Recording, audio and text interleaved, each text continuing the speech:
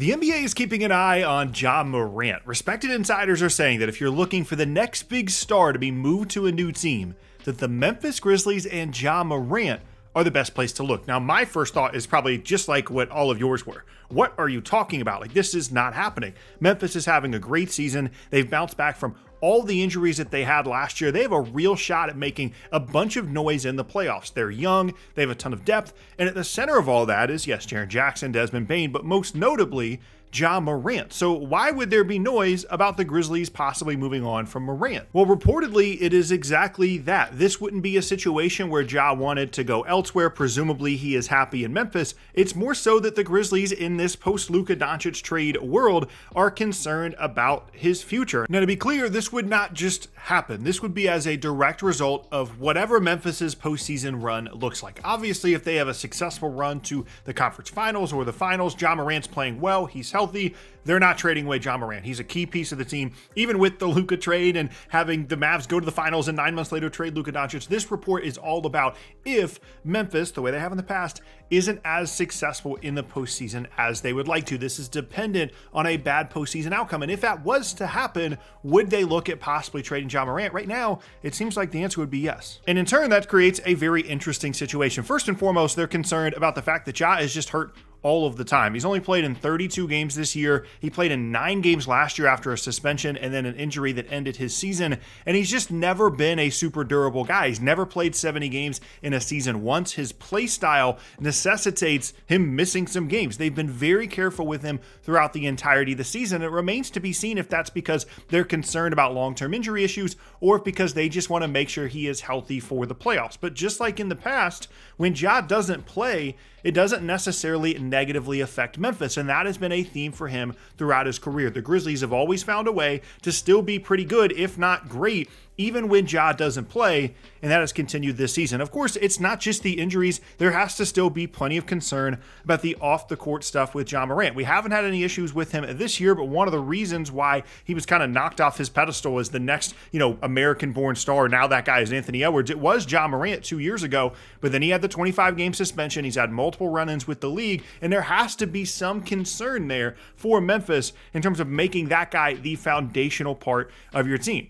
And this is never an organization that has just been beholden to having their star guy. This isn't Ja Morant and the other guys. Jaren Jackson's arguably the best player on the team. Desmond Bane's had an up and down season, but obviously is very good. And they're one of the best organizations in the entire league. They draft well. They make smart moves with the exception of the Marcus Smart trade didn't work out. A lot of that was because of injuries. There have been some moves that haven't been fantastic, but when you look top to bottom at this roster, it's one of the deepest and youngest rosters in the entire league. So they're not going to be afraid to decide that they would rather keep that intact and then potentially move on from the main piece if they're concerned about injuries and or off the court stuff. And along with that, over the last 2 years or so, when Ja just hasn't been that much a part of the team has gotten better around him. Jaren Jackson Jr. is arguably the core of the team. The depth that they have is arguably the core of the team. They've changed the way that they've played this year to be a better half-court offensive team, which was their Achilles heel in the past, especially in the postseason when it was Ja, save us, every possession.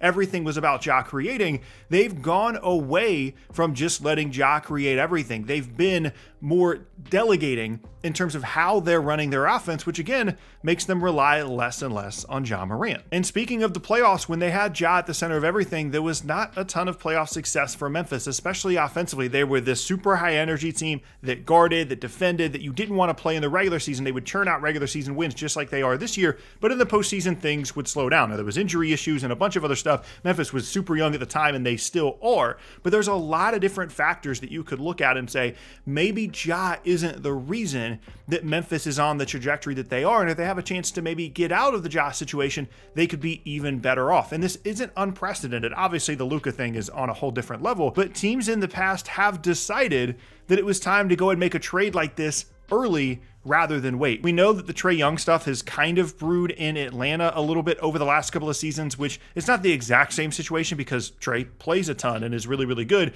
but it's just one of those why would you look to be moving this guy? What's wrong with this guy? Why are there rumors around him? There certainly have been rumors around Trae over the last couple of seasons. DeJounte Murray is another one that comes to mind where he was really good in San Antonio despite some injury issues and seemed like a core foundational part of their team, but they were willing to move off of him, ironically, to Atlanta, and they were okay moving on earlier than a lot of people thought they should have. Now, a lot of that had to do with the contract that DeJounte Murray was going to be up for and the fact that they didn't think he was super worth it. Turns out they were right. Ja, on the other hand, is under contract through the summer of 2028 on a deal that's going to pay him between $37 and $44 million a year all the way through 2028. So they've already committed, they've already given him the big contract, but some things have happened since he signed the deal that apparently has given Memphis some pause. So if we know why they might potentially move Ja Morant, what teams would be interested? Really quickly though, I want to thank the sponsor of today's video, Prize Picks. And as we get now past the break, we go towards the end of the season, it is all basketball all the time. There's so many different options on Prize Picks. They love to throw out all these different promotions. I'm sure there's going to be free squares in the future. You got Taco Tuesday, you've got Flex Friday, and all you have to do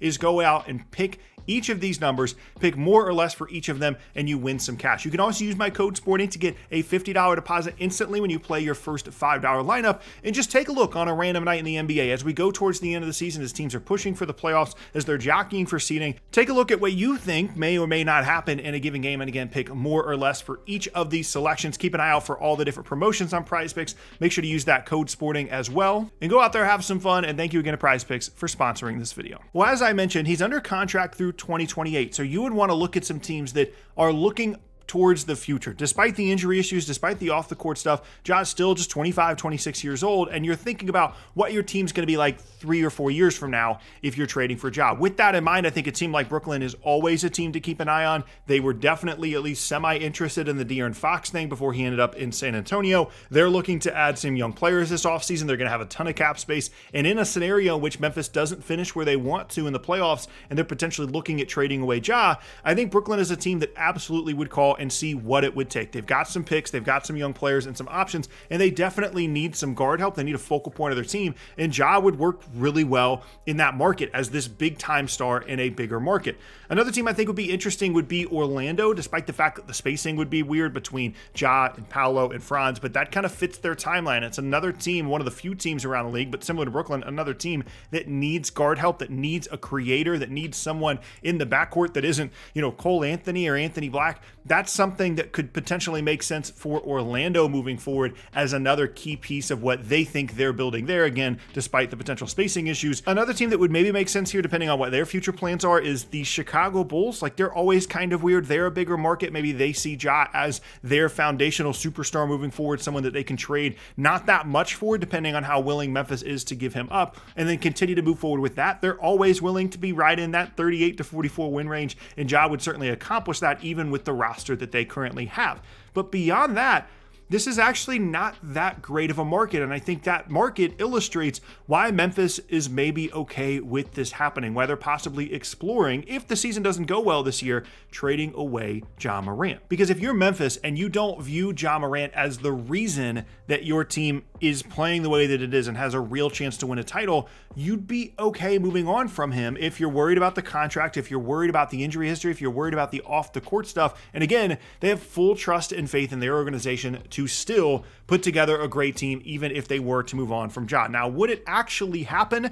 At this point, post-Luka trade, nothing would surprise me. I would not be surprised if this offseason or the following, Ja Morant is on a different basketball team, and he certainly feels less foundational, less to the core of what the Grizzlies are as a basketball team than he ever has in the past. Like, he only plays once or twice a week. 32 games at this point of the season is not that many, and they're still doing just fine. It's just an interesting situation between maybe what the public perception of him as the core of the team is compared to the reality. And again, it goes back to the Luka trade. It's another comparison to make to that, where nobody really realized how fractured things were between Luka and the Mavs. I wouldn't be surprised if the Morant thing isn't necessarily on that level, but something similar. And in a post-Luka Doncic trade world in the NBA, absolutely nothing would shock me, including Ja Morant getting traded from the Grizzlies.